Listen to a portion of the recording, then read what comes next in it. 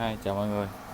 Hôm nay ngày 12 tháng 8 đi bãi về được mấy cây xả hàng luôn nha.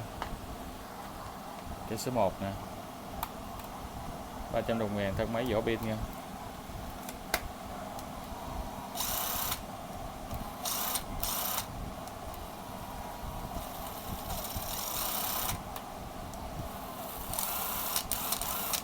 Máy hoạt động đầy đủ nha, thân máy vỏ pin. Cây số 1, cây số 2 này khoan nha, này 250 ngàn luôn, mà cái đầu nó hơi kẹt nè, ai về vệ sinh được thì mở ra nha, mình biến quá.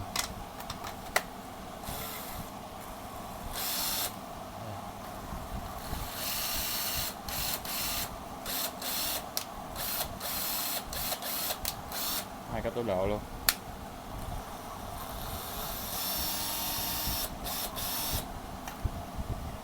Thân máy vỏ pin 250k luôn nha.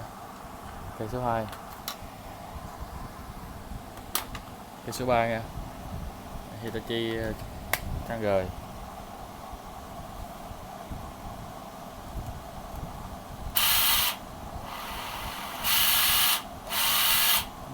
Này trong nó hơi kêu nha, này về ai vệ sinh thì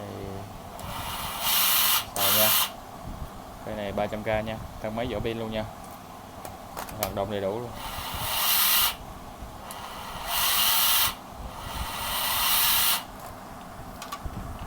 Cây số 6 rồi, nghe cái gì? Cây số 3 đâu?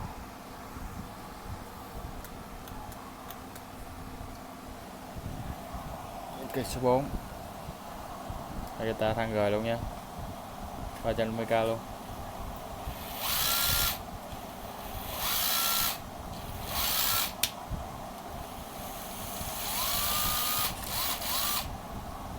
Máy vỏ pin luôn, 350k luôn. Cây số 4 nha. Đây là cây số 6 nè.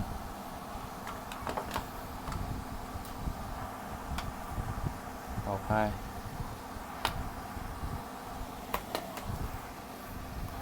Cái cây này cây số 3 nè chứ. Số 3 đây, cây này cây số 3 nè. 550 luôn nha. Vệ sinh rồi, cái này vệ sinh sơn đầu rồi nha.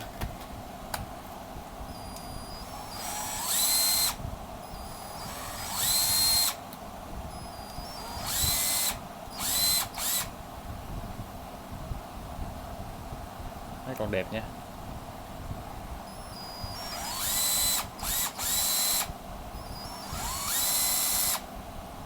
Các máy vỏ pin luôn, 550k luôn nha.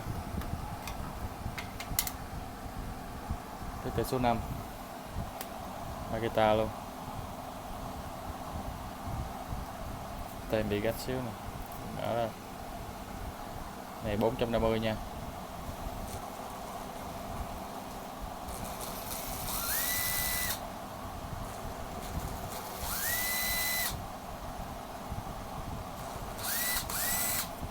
Đầu này không bao giờ gơ lắc nha, đầu này không gơ lắc nha, nào gơ mình nó gơ này, không gơ nha.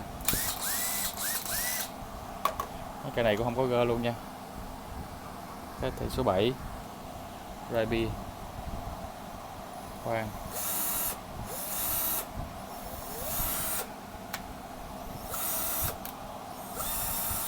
Cái này 500 nha, máy vỏ pin luôn, có đèn luôn. Số 7 tới số 8 nha. 8 là cưa, lưỡi này lưỡi còn ghiên luôn nè, lưỡi cái sắt nè, tốt luôn, còn bén luôn.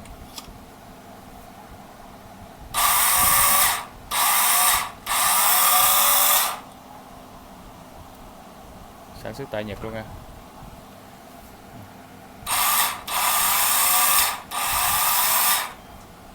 Thân máy vỏ pin luôn nha, 600k.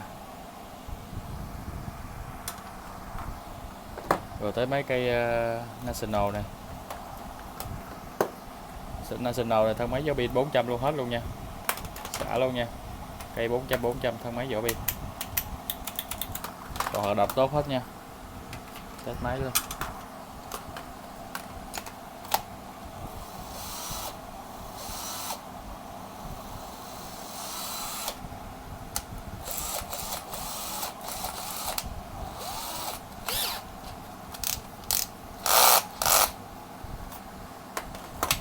400 luôn nha, thang máy giờ pin 400.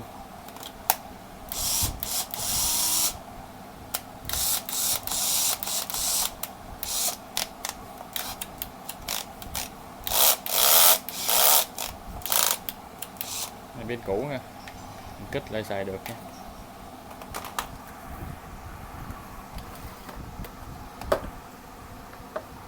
Đó rồi, hôm nay có nhiêu hàng nữa thôi. Chào tạm biệt các bạn nha, nhớ đăng ký kênh giùm mình nha, khi nào có hàng mới gì thì mình đăng clip tiếp.